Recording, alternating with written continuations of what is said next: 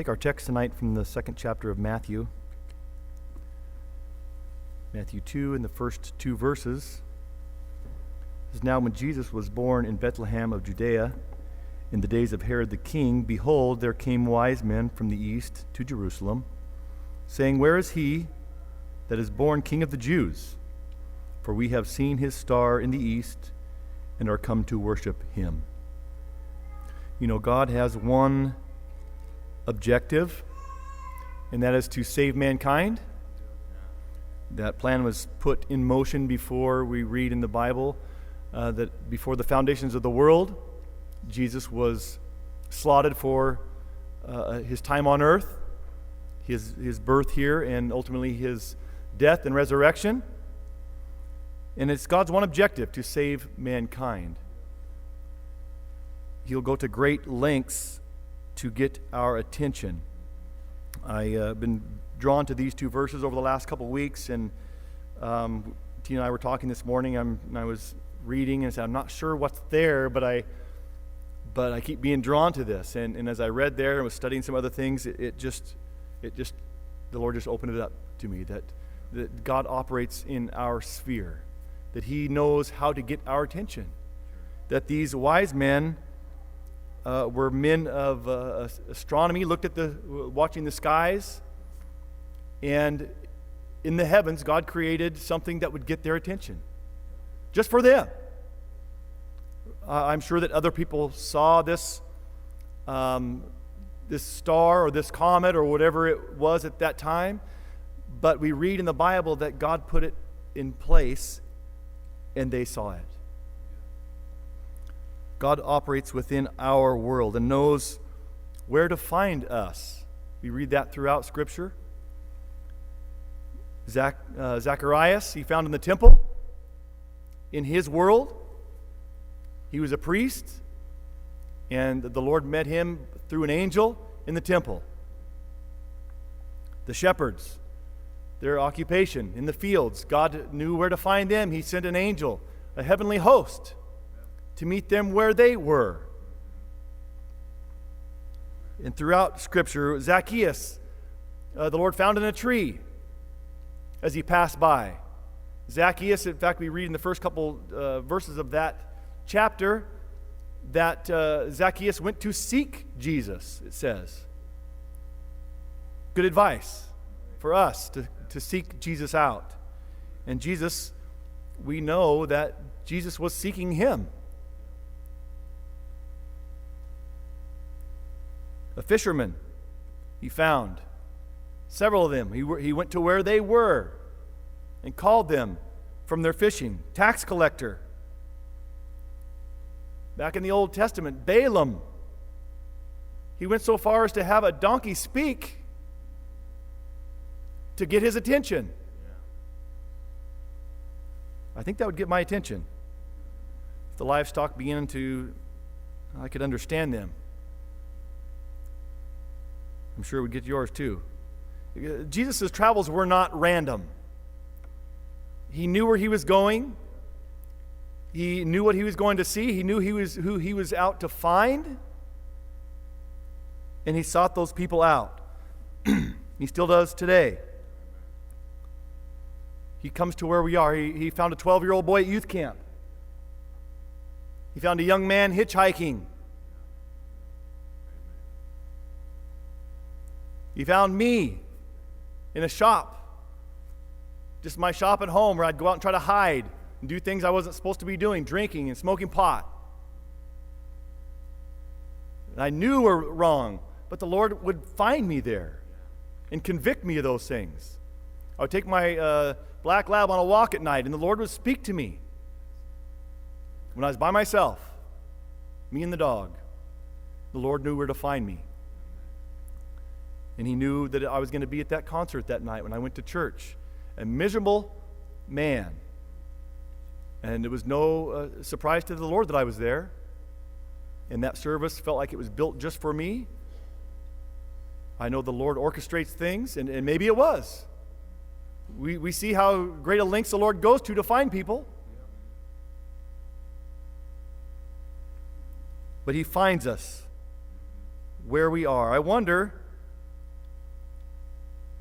about these stories. I was thinking about Brother Jim this afternoon, and he gave part of his testimony tonight. I wonder how many years ahead did the Lord begin to work out that plan? Well, we know that he had a Sunday school teacher that instilled in him the seed that later brought curiosity and ultimately grown into a great salvation when it was watered and cultivated. Well, I wonder how many years before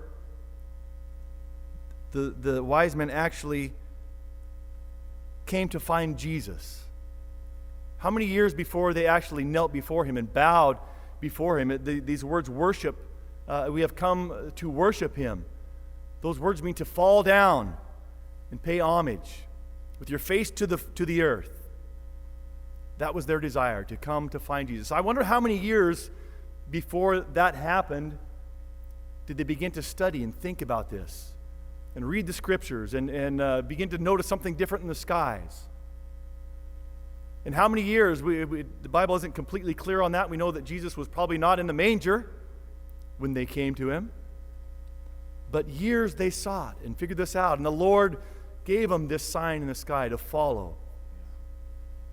And I wonder how many years it took the Lord to put our plans together. He came to where you were. He came to where I was. He knows tonight where you are. He knows all about us. And we can't hide from him.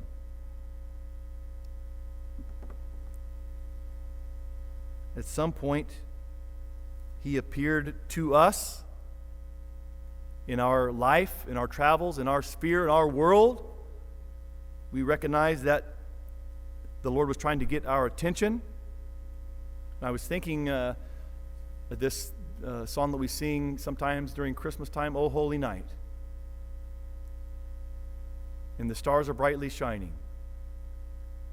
And I think about this line almost every Christmas, how it says, our souls, till he appeared, and our soul felt its worth. In error, we were pining away in sin. But yet we know, before the world began, this plan was in place.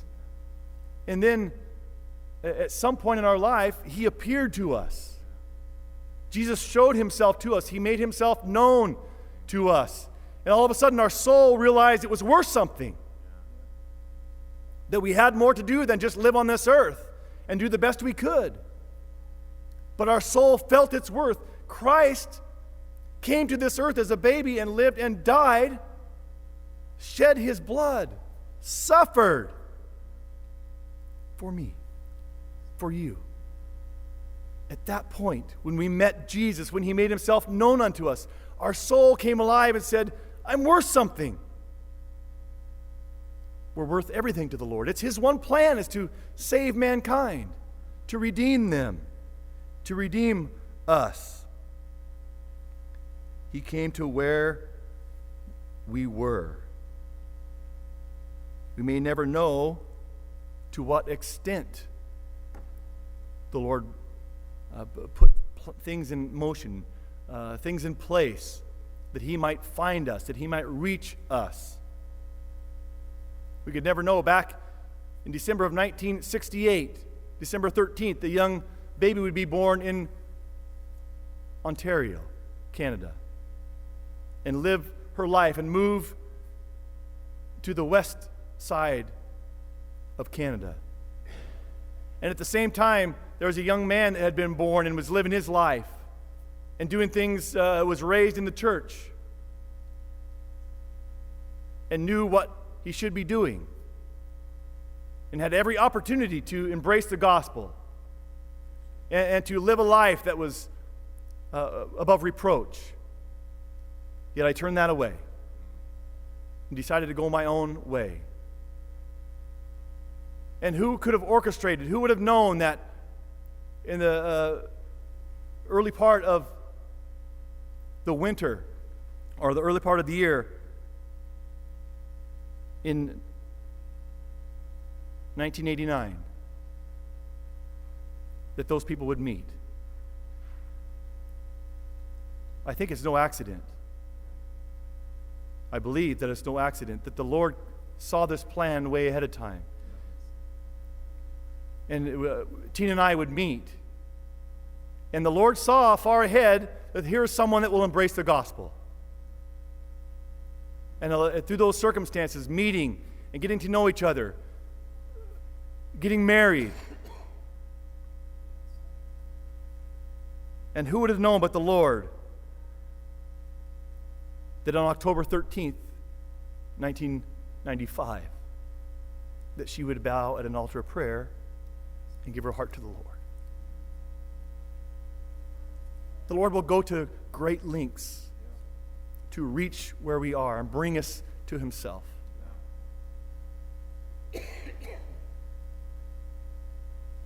And how many things had to be put in place?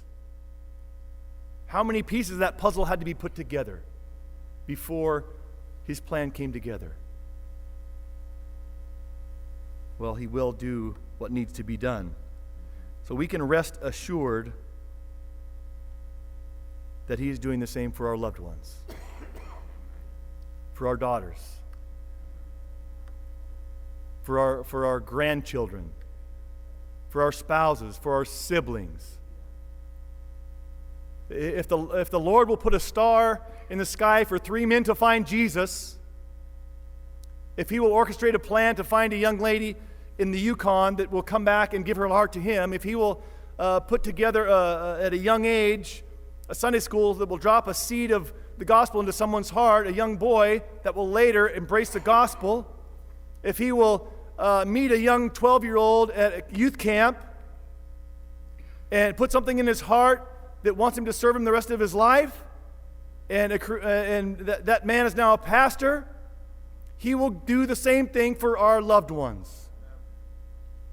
He is not left off going to great lengths to find people, to bring them unto himself.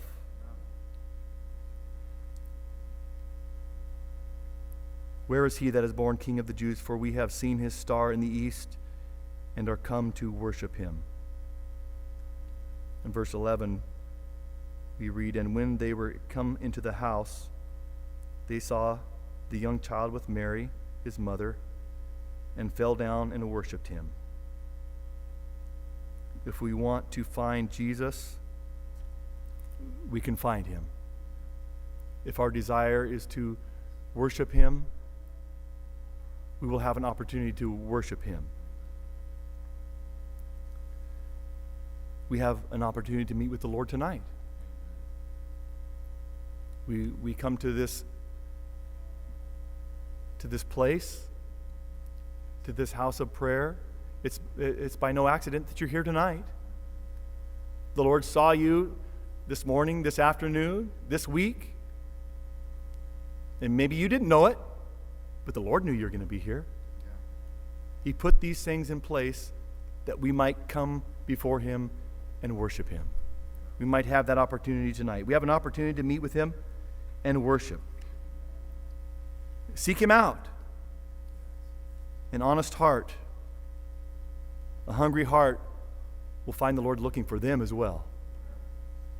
We thank the Lord that he is still reaching, that he is still calling, that his arm is not shortened or his ear heavy that he cannot hear, that he's still willing to save, he's still willing to heal, he still wants to sanctify and baptize with the Holy Spirit.